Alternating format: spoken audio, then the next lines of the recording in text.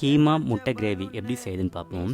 இதுக்கு நான் ஆல்ரெடி 3 முட்டையை வேக வச்சுருக்கேன். அதை இந்த மாதிரி கிரேட்டரில் போட்டு நல்லா கிரேட் பண்ணிக்கலாம். நைஸாக கிரேட் பண்ணிவிட்டு 4 ஸ்பூன் ஆயில் வானலில் ஆட் பண்ணிட்டு ஊற்றிட்டு ஒரு பச்சை மிளகாய் அது நல்லா சாப் பண்ணிவிட்டு அதை ஆட் பண்ணிவிட்டு 100 கிராம் சின்ன வெங்காயம் எடுத்துருக்கேன். அதையும் நல்லா பொடிப்படியாக வெட்டிட்டு அதையும் ஆட் இஞ்சி கார்லிக் பேஸ்ட் ஹாஸ்பிட்டல் போனதுக்கப்புறம் ஒரு 2 தக்காளி எடுத்துருக்கேன். அதையும் நைஸாக சாப் பண்ணி வச்சுருக்கோம். அதையும் ஆட் பண்ணி இந்த டிஷ்ஷுக்கு தேவையான அளவுக்கு பாதி உப்பு மட்டும் ஆட் பண்ணிக்கலாம். நல்லா ராஸ்மெல் போகிற வரைக்கும் நல்லா வதங்கினதுக்கப்புறம் இதுக்கு தேவையான masala 1 spoon red chilli powder, 2 spoon coriander powder, 1 spoon garam masala, 1 spoon சீரகத்தூள், சின்ன ஸ்பூன் மஞ்சத்தூள் எடுத்துக்கும். டிஷ்ஷுக்கு தேவையான அளவு தண்ணி ஆட் பண்ணிக்கலாம். சால்ட்டும் கருவேப்பிலை கொஞ்சம் ஆட் பண்ணிக்கலாம். இப்போ இந்த தண்ணியில் நல்லா ட்ரை ஆகிற வரைக்கும் நல்லா கொதிக்க விட்டுட்டு நல்லா தண்ணி ட்ரை ஆனதுக்கப்புறம் நம்ம ஆல்ரெடி கிரேட் பண்ணி வச்சுருந்த முட்டையை இதில் மிக்ஸ் பண்ணிக்கலாம். இப்போ கிரேவி மாதிரி நல்லா ஸ்டிக்கான வந்ததுக்கப்புறம் கொத்தமல்லி சர்வ் போட்டு சர்வ் பண்ண ரெடி.